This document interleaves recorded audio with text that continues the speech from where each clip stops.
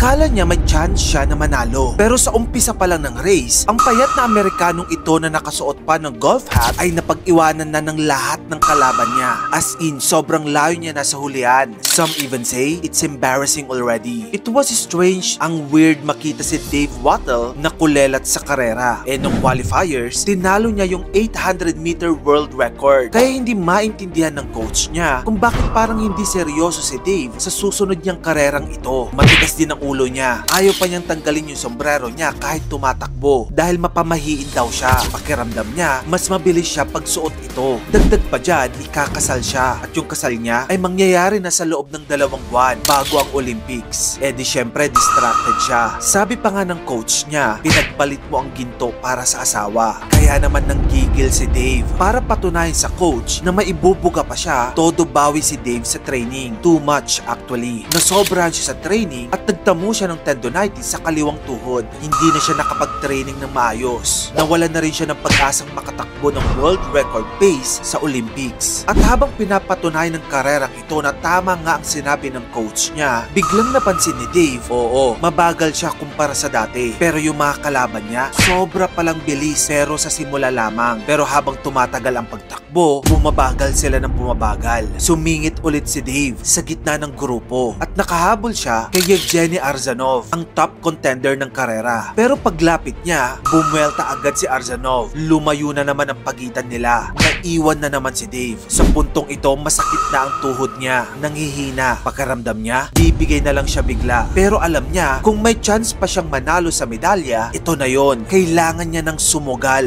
ngayon. Stand by for the kick of Dave Wattle. If he's got it, he could make it. Lumabas siya sa outer lane at binuhos niya ang lahat. Huling hirit, huling bala. And here he comes. This is the bid for a gold medal of Dave Wattle.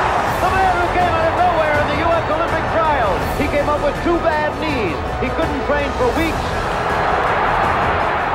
At nanalo siya. He won the race. Tinalo niya si Arzanov ng 300ths of a second gold medal against all odds.